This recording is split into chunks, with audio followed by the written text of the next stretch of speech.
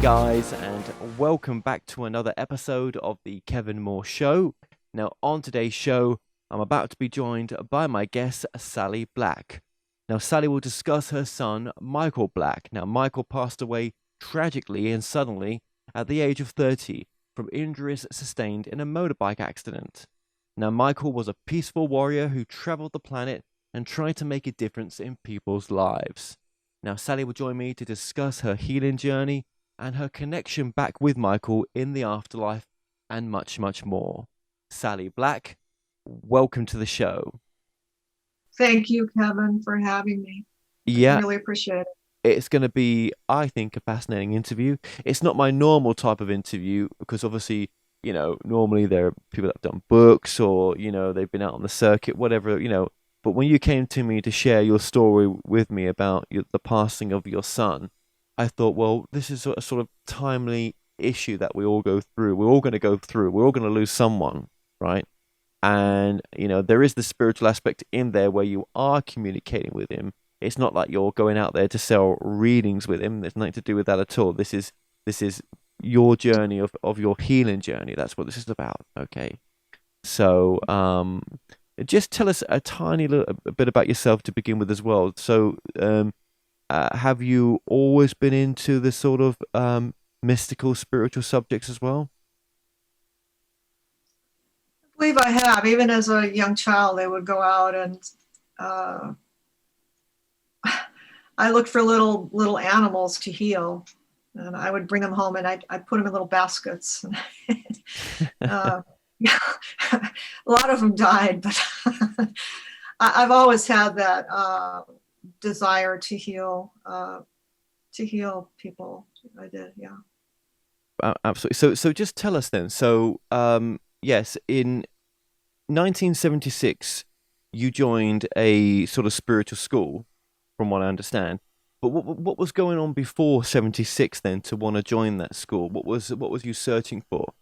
Okay, well, I lived in Miami for I started going to the University of Miami when I was 19, and I joined the group in 1976, so I was 27, I believe. And during the time I was in Miami, things got very confusing to me because I was brought up in a pretty sheltered uh, upbringing in Wisconsin, in a village, and then going to Miami was really different for me. And I found myself lost a lot in the lifestyle, not feeling safe, um, getting involved in things that I normally wouldn't have, and very naive and sad and depressed about what was going on. And that's 76. Is that leading up to 76 then? When I joined in 76, I read a book by Peter Ouspensky which is called A New Model of the Universe. And so it blended the idea of the laws of the universe and psychology and the knowing yourself all together. And it was just, to me, it just was, wow, this makes sense to me to join, and I can, and it changed my life. I was so happy to get finally grounded from that crazy stuff going on in the 70s. So you'd finished university, and did you finish it? I'm saying you did, but did you? No, No. my parents were divorced after my first year, and that ended my studies. So I started working there, Working at the university. working in Miami. Oh, right. Yes, you started working in Miami. Okay. Um, Yeah. so you didn't complete university. Your No. parents went through a separation. You yeah, as you say, were you going through a lot of depression at the time? Not really obvious why that was, but this is just how you felt about where you were in life, or maybe about life. I don't know. Um, Well, there were a lot of things going on that yeah, it was just, which you don't have to get into right now. Yeah, no. right. And so there's other things going on which we're not going to talk about, which were Yeah. why the depression was taking place. And then what? Then you kind of just bring the story forward then to 76, where you started this spiritual school? Okay, well, I found the book, A New Model of the Universe.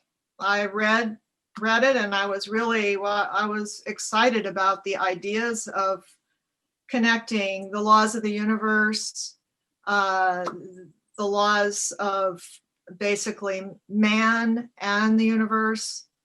I found it a very compelling book, and I got very excited about finding it. And then I got more excited when there was a bookmark in the book. So I called the people in Miami that have the group.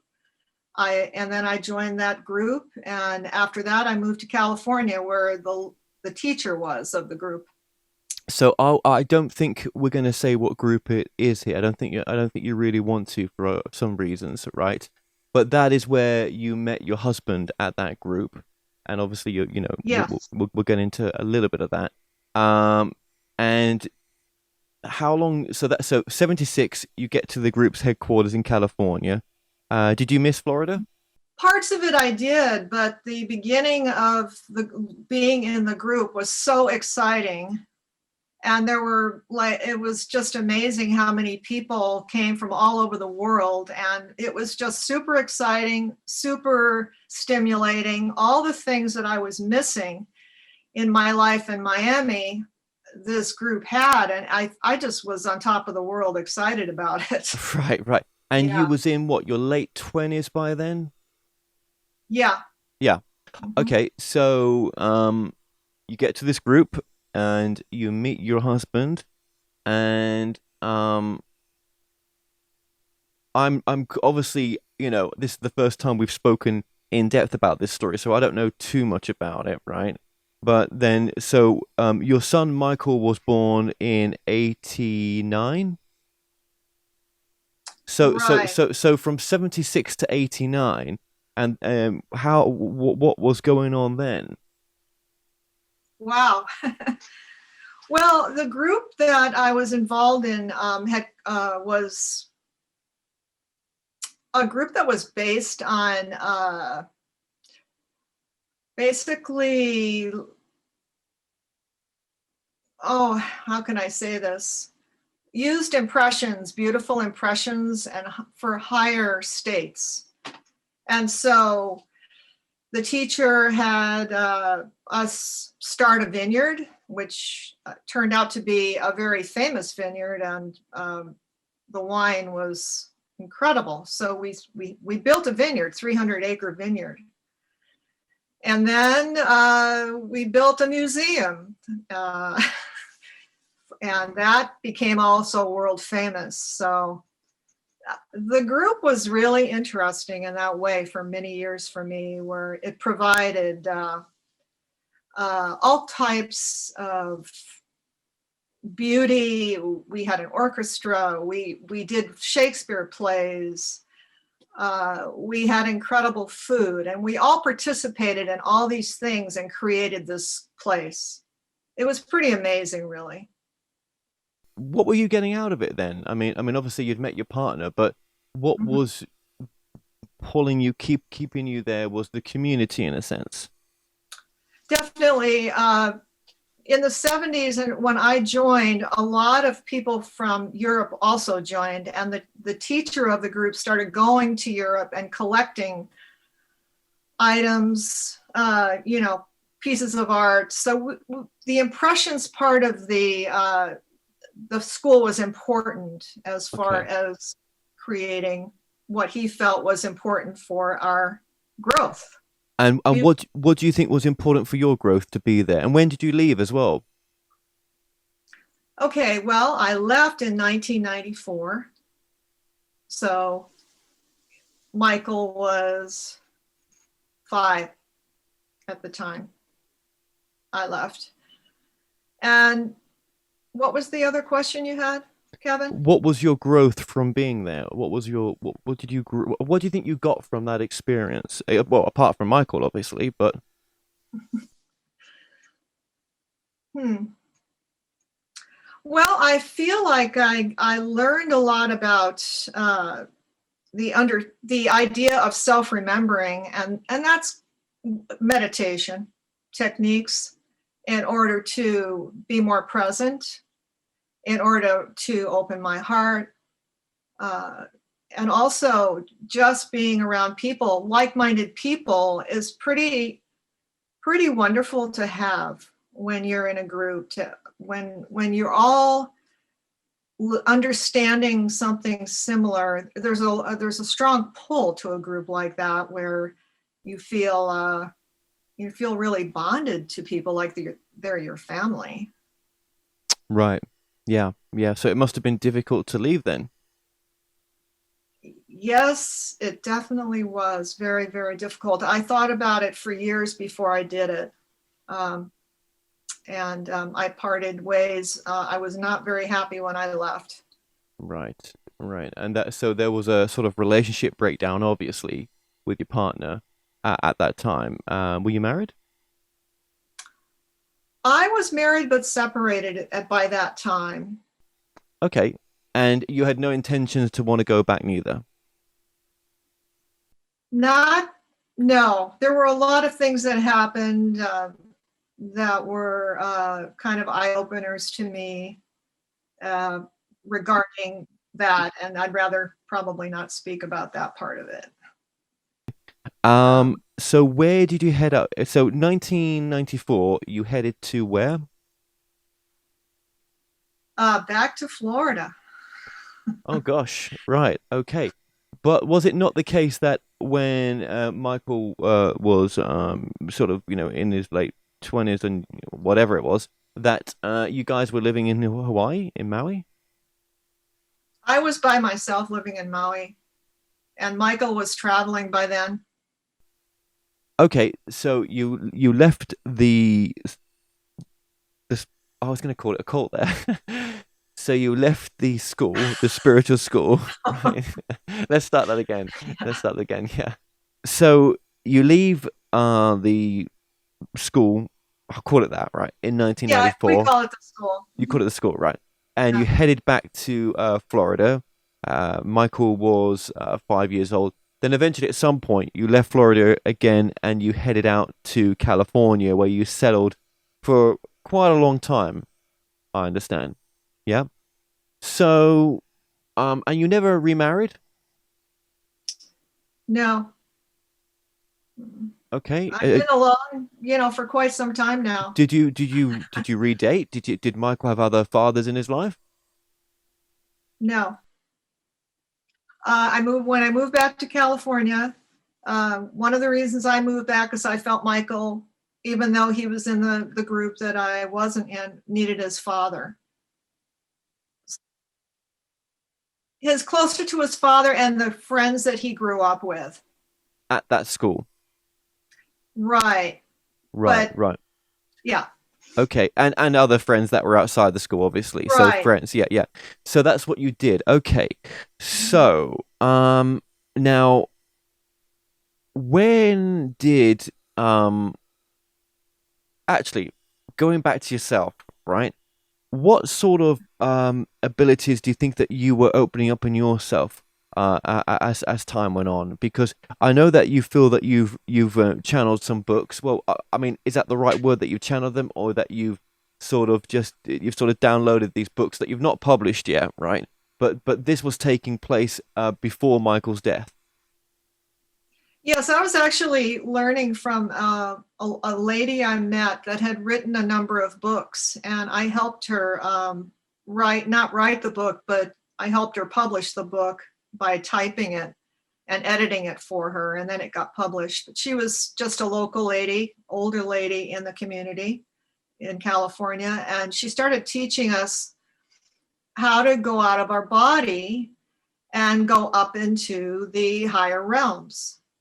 And so I started learning not just self-remembering, but meditation techniques to learn how to go out of my body and have experiences out of my body. And that was the first time. And actually, that was one of the reasons I left. It was not teaching me enough. I felt like stifled. I felt like there had to be more than just the psychological aspect of learning spiritual ideas, and so that was a big push out the door too, among D- other things. don't worry, we can beat the name of the establishment out there. Okay. So yeah, because I know you. Yeah. Um. So and okay, yeah, that's okay. So when you left, you were having the ability to really look at things that you wanted to dive into. Was there any other sort of modalities that you sort of dived into? And when did the books that you've not published yet come in, and how did they come in as well? At that time, Goldie, she's passed away, had written a few books on this, and she told me that basically when she passed, that I was supposed to take her place. So I didn't think anything about it at the time. I thought, well, that's kind of an interesting idea. I was in my 40s, maybe, maybe not. I'm not a person that's a true believer until I verify things. But that's what she said. And so I found myself writing regularly, automatic writing, whatever you want to call it. My life since Goldie has been a regular practice that I've pretty much done on my own. Um, How many books did you automatic write or write with automatic one, writing? one that's, and then just lots of journaling. Okay, so one book that's not been published and lots of journaling on top of that, and you're still doing it to this date. I've Yeah. done it ever since, along with these techniques that I do on my own. Okay. Okay. And Yeah. what are some of those techniques? Well, the technique I've learned from going out of my body has just been basically what Goldie had taught me, was you have to raise your vibration in order to get to higher realms. You can't, if you're in your mind, it doesn't work. And I also found that it typically works in the middle of the night when you wake up and you're not full of thoughts, that it's right there. And especially now with Michael gone, I've found that I'm doing it a lot now. It's happening quite often. Okay. Okay. And is there any other sort of gifts or things that you do that you've got or that are helpful to others? Yeah, I'm certified in 3 hands-on healing techniques. I started with Reiki. I'm a Reiki master. And then I studied with a fellow who's recently passed. I learned meridian energetics and also quantum touch, craniosacral, quite a few techniques. So I found that I had some talent there, or ability. And I also found that after doing it, it just gave me so much energy. I just sat back and I was, wow, I just got so much energy myself from doing them. I felt it was my path. But still, throughout all that time, still you weren't dating anyone. You weren't with anyone else. Kevin, I have not had a date in, let's see, since I was 46. Why? Why did you choose that for yourself? I don't think I did choose it for myself. I think that it's a combination of things. First off, I found myself being very particular, uh, and finding that I did not want to continue having bad relationships uh, with people that weren't really on my have similar interests or have a similar heart opening, and I found that very difficult to find. So I just wasn't going to settle. And I don't know why it's taken this long. It certainly wasn't a plan, but it's okay that it has. Yeah. Okay. Okay. Um. Yeah. I think that there must be a choice somewhere for like you say, you're just not prepared to meet unless there's someone on the same level. But I Well, mean, that level so much is just, I found it's just happened a few times in my life where I'll meet somebody and I just know I've known them forever. oh, you wait till you find that connection sometimes. That's right. There's only happened a few times. So I won't settle for anything less than that. Now, when growing up, Michael must have known that you was into some of the alternative stuff as well. But wasn't there a time where he had an out of body experience, or he was having out of body experiences, and he had made this aware to you that he'd been sort of hovering above you, basically. Well, Michael and I were very, very close. And not only that, did he express himself like that, right? Even as a young child, he could express himself almost like an adult. So he was very, he was explicitly telling me these stories about what he would do. So I got it. And we would go up to Mount Shasta and meditate together. Even as a young child, he just was a spiritual person. He didn't have to really learn anything. He just was that. He was this. He came in that way. I don't. Okay, so he was always sort of yeah, in tune, sort of just um he would kind of go by his feelings maybe a bit more, maybe I don't know. Oh, he did. I remember flying once with him. I flew him to California to visit his dad, and there was a little boy in back of us, and he was crying. And Michael was about 7 years old. He went right over there, and he just he talked to the boy, and he said, "Don't worry, it's going to be fine. It's going to be just fine." So, That's funny, isn't it? Yeah, that's beautiful. Yeah. yeah. And so as Michael was growing up, he did the normal things like we all do. And I think his passion turned into photography. When did that passion of photography come into his life? As a young child, his dad took him to Europe when he was about 9, and he already had a camera in his hands, taking pictures. His father also was an avid photographer, not as a job, but he definitely had, still does. He takes photographs. But Michael, yeah, he had that interest right from the start. So when he went to, he after high school, he went to Portland, Oregon, and took classes in college. And that's when he started. Right after that, after 2 years of college, he started traveling. And I promoted that because I felt like, gee, I've not really had had the opportunity myself, or have given myself the opportunity to follow my dream. And so I really wanted Michael to do that. So how old was he when he entered India, and how long did he stay in India for? At 25, he first traveled to Mexico just to get the feeling of travel, and he planted trees in Canada. That's what he did to get the finances to travel to India. The next year, 26, he flew to India and met a photographer over there in Pushkar, who turned out to be his mentor.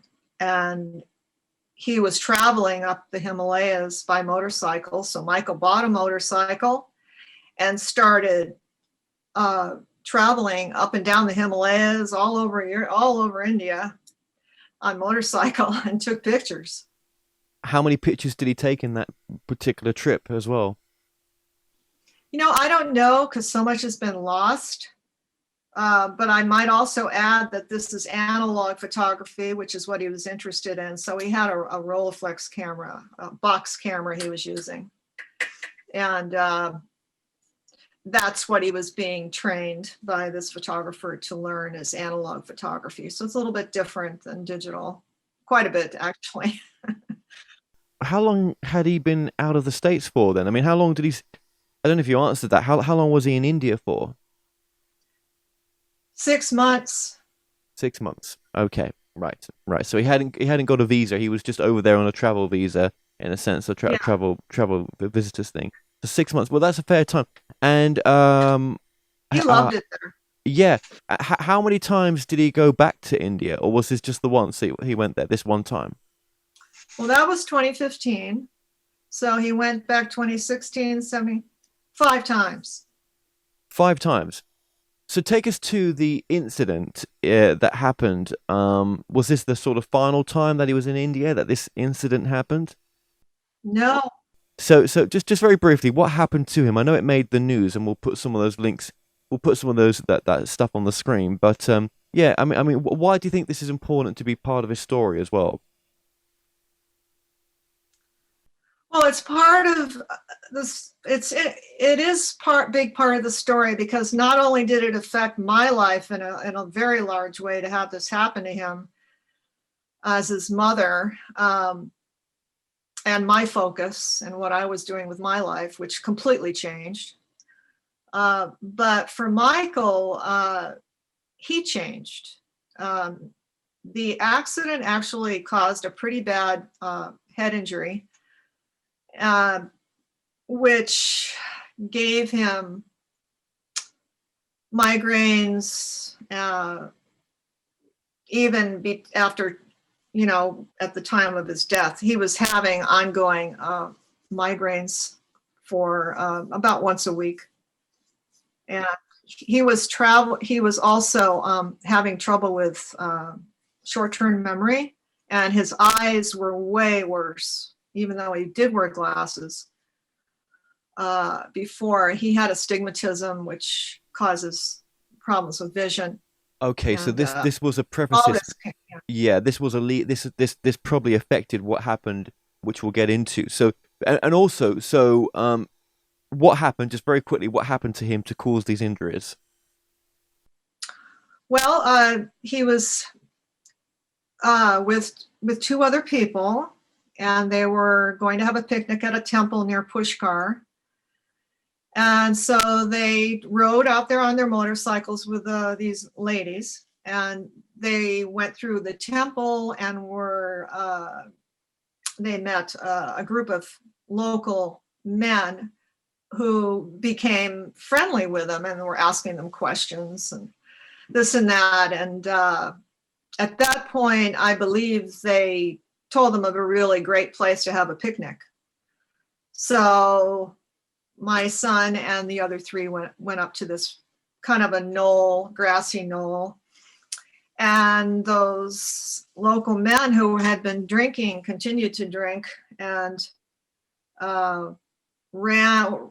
Basically, at one point, my son was all set up, and the other people, and saw these men coming over the hill with rocks in their hands.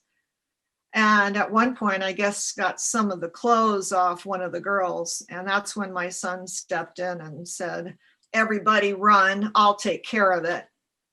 And the man got my son on the ground and hit him with very large rocks on the head. And one of them had a cow femur bone, and hit him right on the top of the head. So he got hit on the top, he got hit right here, and then he got hit right here. And well, he doesn't really have a strong memory of what happened after that. There was some blackout, which he talked to me about later, really upset him. He just wished he had remembered what happened after that. But anyway, he was scooped up by an Indian friend of his, who was called and taken to the hospital, where he spent 3 days having tests and making sure that I don't really know the details too much. It was pretty upsetting to me to get that call. But anyway, he called me 3 days later. He waited. I'm Michael's style. He didn't call me right away. The first thing he said is, I just want you to know I'm okay. And if you've seen it on the news, I want you to know I'm fine. He always like that, like always keeping people away from harm. And he did that with me all the time. He's a very wonderful person. So So you didn't go to India to he asked me not to. right. Okay. So he, I believe he in the end pointed out these men that attacked him, this group of men, and they got some of them got 10 years to life. And I think they're You still, know, are they still serving now? Probably some of them. I think that Michael had been told that they were, but they are out now, and that upset him quite a bit that they were all released. How does okay? So Michael identified these men, and He did. and they got put away, but obviously just even less than just a couple of years later, they all got released. Right. And one of Okay. them actually was from a wealthy family, which Michael felt was part of the reason why they got released. I guess he wasn't. I guess he headed home at some point, or headed to Paris. Where I don't know where he went, but Michael would have come back home, would he not? What happened was that Michael was kept in India until it was safe to come out, because those guys were part of a gang. And this was probably the darkest part of it for me, was that Michael wasn't able to leave until it was safe. And Oh that drove wow. me nuts. Okay, but he did get out. He got out, and he also, I had a GoFundMe, which gave him enough money to fly to Paris and recuperate, because he was going to Paris to sell the pictures, but he ended up going to Paris just because he was injured pretty severely, and it took him a long time to even be able to walk. So it's pretty Gee, bad. wow. And when did he get back to the US then? A couple months later, he flew back. Uh, and Michael Style, he didn't really ever tell me until the last year he lived what he was experiencing. He just pretty much kept it to himself. He's in France, he's recuperating, and then he heads back to the US. But then at some point pretty soon he heads back to India and probably does that a number of times. And also in all that as well, there's Australia where he was doing some work. There was a number Yeah, of places that he was at before we get to Greece, right? that's right. Greece, right? Yeah. But so lead us up very quickly and then get us to Greece. Okay, so in 2016, he had the accident. He went to Paris to get himself kind of healed. Then he went back to the United States, where he worked to and also continued to heal until the next year, after, I believe, the monsoon of India, I think April, May, and then flew back to India, traveled again up and down the Himalayas. And he also traveled to Istanbul and many other places that time. So he continued doing that until 2019, and that was 2016. So he traveled extensively. Every time he'd stay 6 months in the United States to make the money, or tree planting. And then, yeah. And then he would go and start and travel and take pictures. Okay. So when was the last time you saw him and how did he get to Greece? I last saw Michael at Christmas of 2018.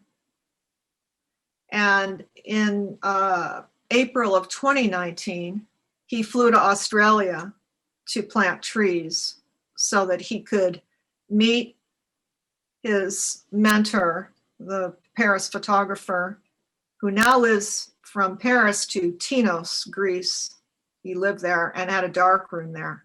So Michael was headed to Greece after he finished work to develop the pictures that he'd taken in Greece in the dark room, and then had planned on, after he was finished with that, go to Paris to sell the pictures. But that he passed away before that could happen. So the last time you saw Michael was Christmas 2018. 2018, and then he's heading out not to Greece but to some other country, but ends up India. India, but ends up in Greece because for whatever reason that's where he ended up. He's got friends over there, and what happened with the motorcycle accident? Because you told me off air how it sort of slid and hit a particular the way that it impacted. Just tell us about that. Okay. When we were there, because we had to make decisions, he was When you brain dead. when you say you're already there, you and your husband flew out from But we flew California. to Greece when we got the phone call that we needed to come, but they didn't give us details except that you need to come. He's been severely injured.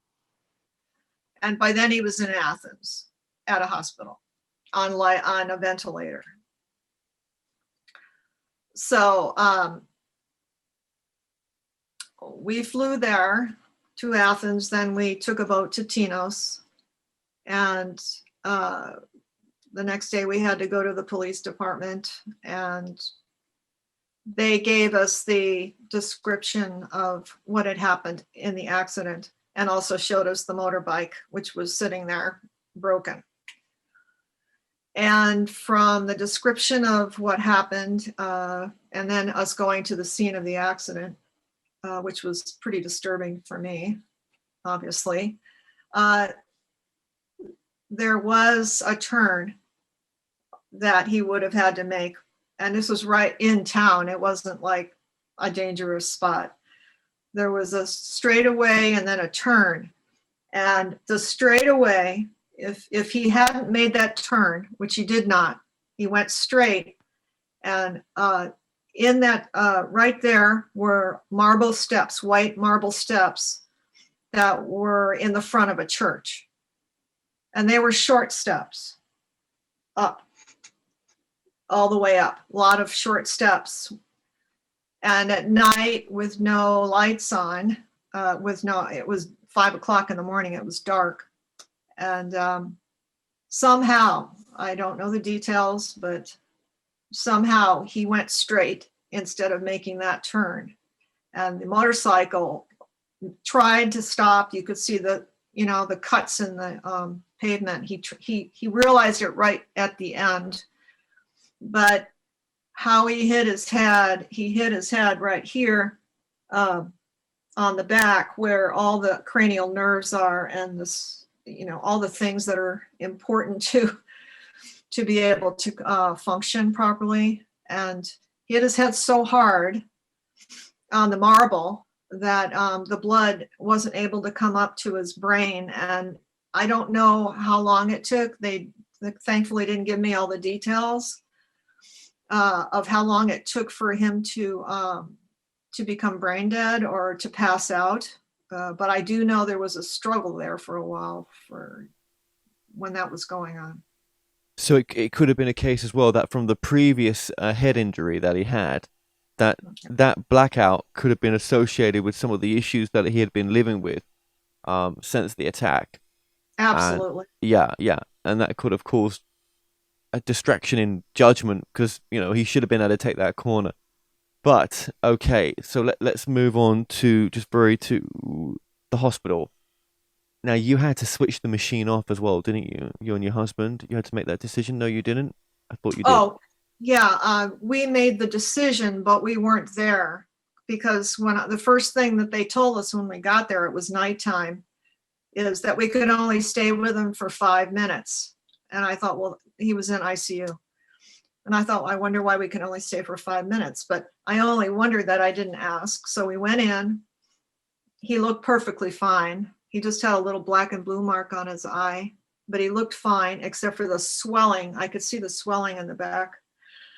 There was not a part of him that was injured, nothing. He just looked perfect. And I grabbed his hand, and his dad grabbed the other hand, and I said, I don't feel anything. And he said, no, I don't either. I don't feel any life, you know. And so we stayed there for 5 minutes, and then we were told to come back the next day to speak to the doctor. And then the doctor showed, not me, I didn't want to see it, but the doctor showed the MRI to my husband, my former husband, and he said there was no brain activity. And so at that time, we both decided to honor Michael's wishes, which was to donate his organs, which we did. And do you know that some of the people that received his organs and the benefits I that, got a letter. I didn't receive the people, but I know that 8 people were saved because of Michael's donation. wow. Okay. Gosh, what was that like, that time spent with your husband, well, your ex-husband, um, in those days? I mean, did you was that also as difficult as it was to have to be there for Michael as well? No, because I've always maintained a good relationship with my Well, former that's good. husband. So we That's good. even shared a room while we were there, That's good. and we Okay. cried together. Right. So okay. I just wondered. I just wondered. Not to create drama, but just to yeah. Okay. Well, I That's don't like drama, so no. Nor do I. I try to keep healthy relationships, even though I may have trouble with some of the things. Yeah. But We remain, it is yeah. better. They can work out better. Well, also we had a child together, so it's always good to Of course. try and keep. Of Yeah. course. So that must have been tragic to have left the hospital. Um, he he he he's taken off the machine, and yeah, that's it. I mean, you didn't even get to say goodbye, or did you in some way? Kevin, I was in so much shock that I don't even, I was walking around like, every time we had to go to the hospital 4 times. The first there was like the doctor wasn't there. And then the second time was the doctor told us that he was brain dead and what we were going to do about it. The third time was to sign papers. The fourth time, and every single time I would go to the hospital, I would walk by Michael because it wasn't closed. There was a glass. And so I kept going, I don't want to look. I don't want to look. It was so traumatizing. I can't even, there's no words, no words. No, we didn't take Michael's body back. Michael is in Tinos because one of the things he told me, and he has a beautiful grave there. One of the things Michael told me was that we had just spoken hours before he died. He said, I found my home. This is where I want to stay. I'm so glad that I finally found the place that this is where I want to live. So he's there. Wow, and he made that phone call to you to let you know that he found home. Yeah. Gosh. Yeah. Okay. I'm just thinking of it. I'm just thinking because I want to lead on from there. That's powerful. When did you start to speak to Michael then? And in what sense did that come through? Was it straight away? How did that work? Just tell us about that. Well, the first time that I felt like I connected to Michael was the night that he passed, because I woke up before I even knew. I was in shock. I was shaking. I was panicking. I was pacing, going, what's going on? What's going on? Something's gone on. And I immediately went to my computer And I got an email from the person he was staying with saying, call me immediately. So Something's happened to Michael. let me just stop you there. So Yeah. you'd had a dream to say that there was something wrong. No, I woke up in a panic. Oh, then you knew from that And intuitively that there was something wrong. yes, yes. I woke up in a panic, and because of worrying about Michael ever since the first accident, like quite a bit, I always had my eye on him then, uh, on the computer. Um, I intuitively woke up. I believe that Michael probably, we were so close that he connected with me in my sleep and it woke me up. And I knew something was wrong. So that was the first time. And the second time was I had a dream that I was at a hospital and the nurse said to me, "He doesn't look the same that you remember him. He looks different." And so uh, I said, "Okay." And she opened the door, and I heard my son's voice going, "Mommy, is that you?" And then I woke up. What do you think that was telling you or trying to tell you?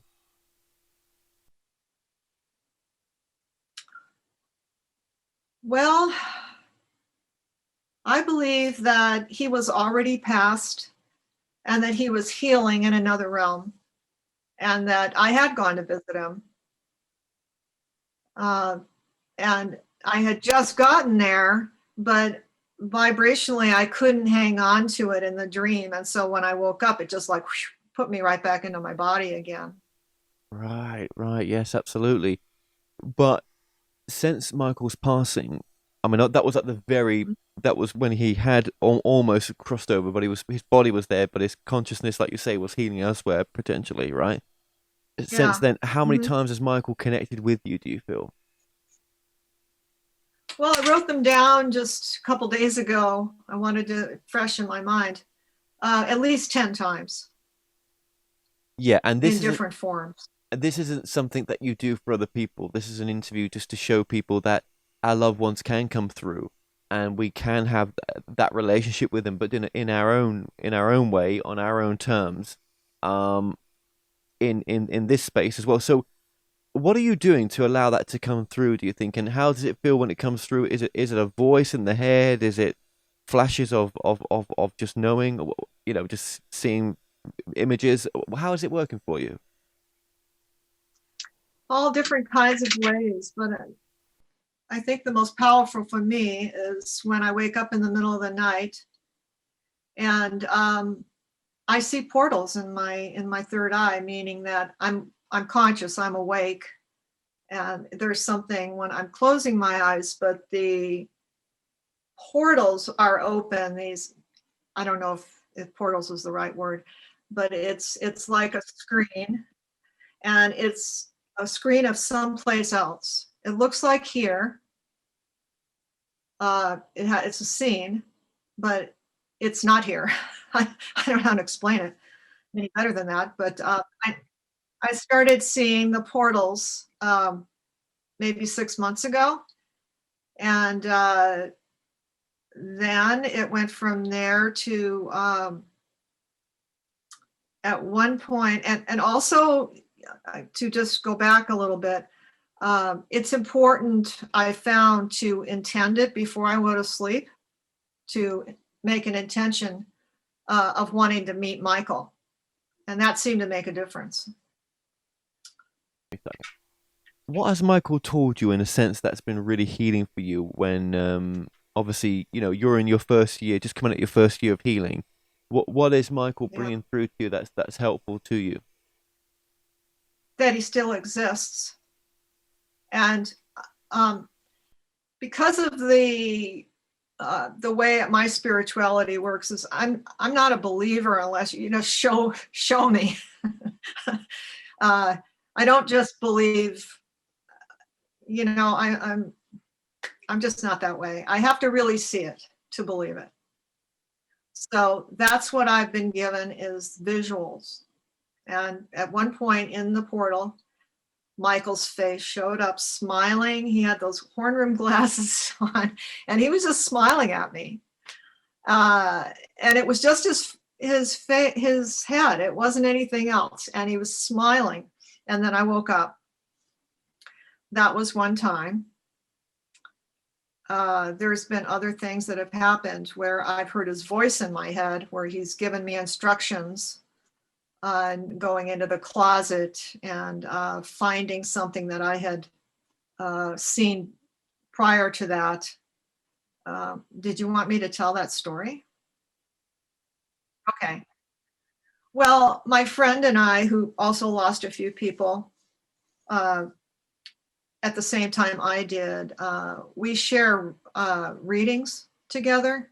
I go to her house and it's kind of like a mediumship thing where she'll ask me for messages and I'll ask her for messages from Michael.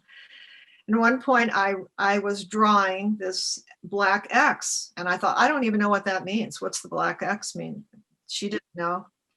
So another experience I had with Michael in the portals is one night I woke up around 3. There they were. There were 2 of them. And at this point, the X was in one of the portals. It's just the big black X. And I went, what is that X?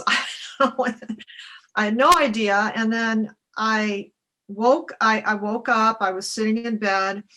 And all of a sudden, from in my head was Michael's voice saying, go into the closet and look at the ruby red room jacket, which is the only thing I kept of his. He loved that jacket.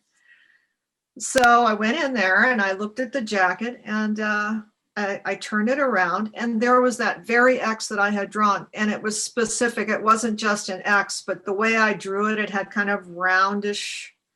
It was exactly the same.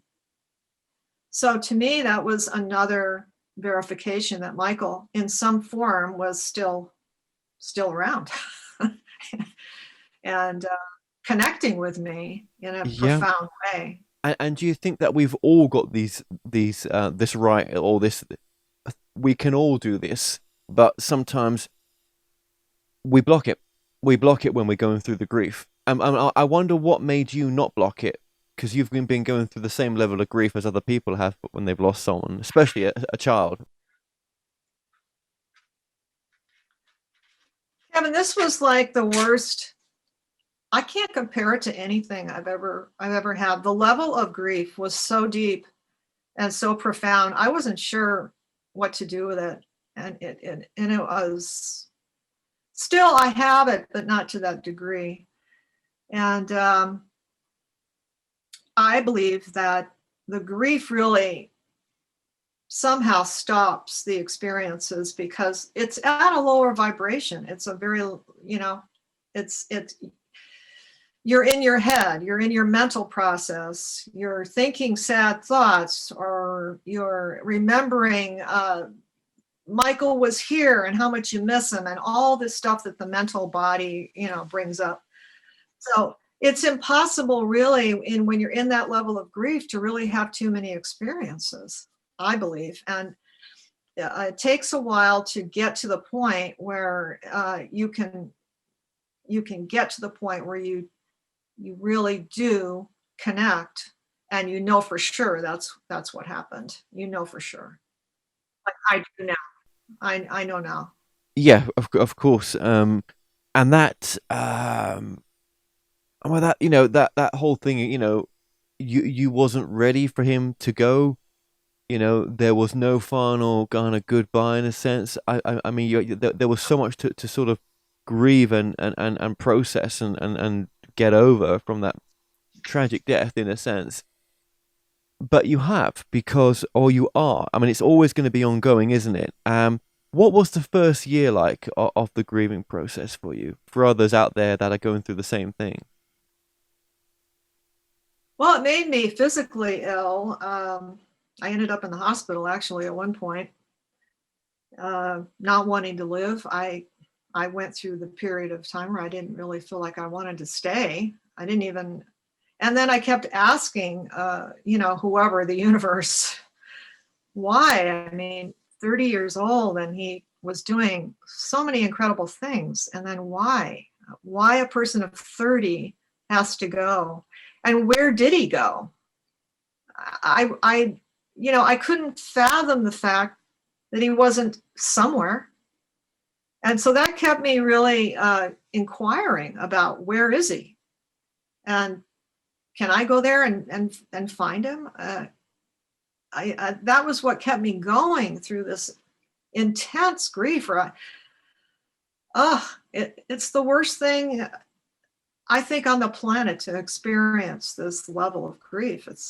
And what do you feel? What do you feel now in the sense of where he's gone to, or where he is now?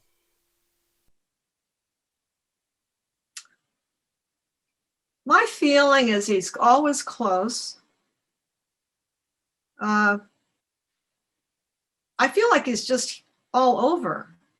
If I call him, he shows up in my energy field. And a lot of times when I call him, I'm feeling like I want to cry.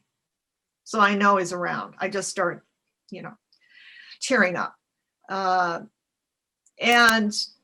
the last few experiences I've had was actually him coming through and grabbing my arm. I woke up, somebody was pulling me back from a dream I was having of having a car crash. The physical, I was having that, it was coming. I knew it was my time. And then I felt this hand, actually physical hand. And I had that same experience last night with my feet. Somebody was actually touching my feet. So he's close. Did you have to find a way to reorganize your life as well? Because obviously, your life must have changed dramatically when this all took place and unfolded. Yes, I moved from Maui back to Nevada City, California, where I used to live with Michael. And I decided to take on a project that would keep me very busy. And that was to gather all his negatives together and scan them. There were hundreds of them. I haven't gotten through them all, but I wanted to keep his, work alive. And the website for that is? It's www.michaelsdream1111.com. Okay, that's on the screen now. The website is. So when people go there, these are quotes by Michael along with the photos. There's stories of Michael. Right. There are quite a few of them, actually. Stories of what the photos represent, what Michael was up to at that time. Okay. And I guess this is your way of sort of, as you say, not just keeping yourself busy, but to preserve Michael's memory as well in the best way that you can do. Which is I'm sure those pictures would benefit a lot of people. But he also had a lot of friends, didn't he, worldwide? And where did Michael's funeral take place? In Tinos, in a pretty famous church in Tinos, Greek church, Greek Orthodox. Okay. How many people turned up for that? Just a few. Because there weren't any, but there was only the photographer that he was staying with and a friend. And unfortunately, we were not there because we were not told when the organs were going to be taken out. We didn't know any of that. And we had to leave before that happened. Did you give him a funeral in the USA at all, or? We gave him a celebration of life. After I was able to do that, I couldn't do that for a while. It was too much. But he, I guess a lot of his friends have reached out to you. You've connected with a number of them. Lots of them. Still in tears over Michael. And we also, I had a photo exhibit, and there's 2 more coming up here. So that's keeping me busy too, as the community is embracing a lot of it.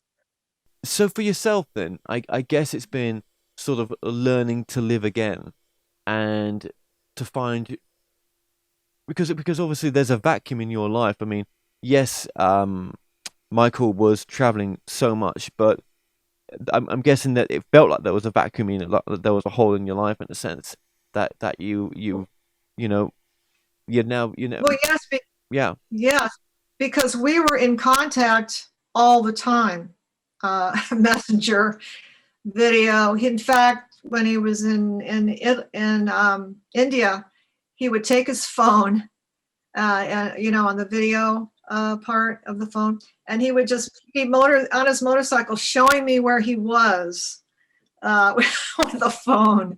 And everywhere he went, he was in contact constantly because we were very, very close. And because I think of the age difference, 40 years is quite a bit. I could be his grandma. It was almost like I was his auntie in a way, his mentor. He asked me for advice. We were so close, and it was like losing a mate. It wasn't like there were months that went by that I didn't speak to Michael. I was speaking to Michael all the time as if he was with me.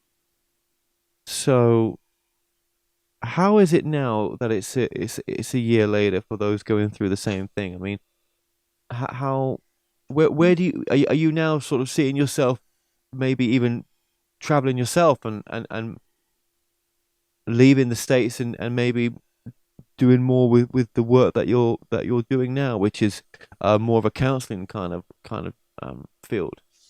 Yes, I'm planning on going to Europe. I have a strong pull to go to Europe and to Tinos too, to go to Michael's grave, uh, and uh, to really, I feel like Michael's a part of me now, where before it was different. I'm different. I'm a different person now than I was before. Um, I noticed so many things that have changed in my life, and my life has completely changed direction of what I plan on doing. Yeah, and that is if you were to just to name a few things that you're planning to do, what would they be? Well, first of all, the exhibits. Those are my focus right now here. That's going to take a lot of my energy. And then also, I want to continue helping other people with the idea of losing a child or a loved one. It's all crappy. I don't care who it is. If you're close to somebody, especially if it's a sudden death and you didn't get to say goodbye, it adds even more to the mix. And uh, really help other people with their grief with tools that I've used myself. That's really what I want to do. It doesn't really matter where I am. I do want to travel. I want to go to Europe. I want to go to Tinos. But wherever I go, that's what I want to do. I'm not going to stop. I'm not going to stop working with people. I love it. What would you say? Well, if there was an important message from Michael, what do you think that message would be?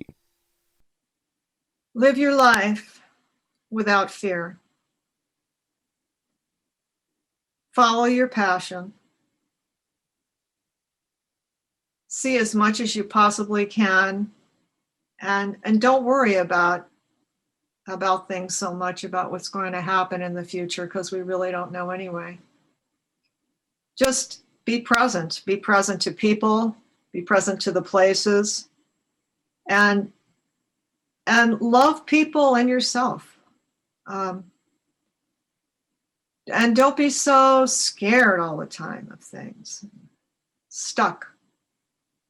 He tried really hard to give that message to so many people, and I think he was successful in doing that, because the friends and the people I've talked to are just admire what he did, and how he lived his life. They just like, wow, and their lives have changed because of how he lived his life. So many lives have changed. I guess you've got to be the one that's going to drive yourself forward and get yourself out of the gutter in a sense, right? There's no one else that's going to do that when you're going through something like this. And no matter if No, you've got, because, well, excuse me, but what I was going to say is important, and that is that for the people that have not experienced this level of grief, they don't understand it. And so being around people that have, get it. And it's very important to find people like that, because you feel very, very lost if you're in a group of people and they're maybe even talking about, they don't realize it's a trigger to you. Maybe they're talking about something that just hits your gut so hard, and they don't mean to be that way. But did you have yeah, to find, did you find, or did you have to find supportive people or groups of people that were like-minded in a sense to help you through this? my best friend, Marcy, when she heard about Michael, she immediately flew to Maui. She's here, and she's the person that I do readings with. She's also interested in the healing arts, and she does hands-on healing, where we have similar interests. She was there for me right away. And then his girlfriend here too, the same. She was right there. Okay. Well, people can get in contact with you through the website as well, which I've put up on, like I say, it's in the description below if you can't see that, or it's been on the screen as well, but just go down to the description. Is there any sort of final message you might like to give?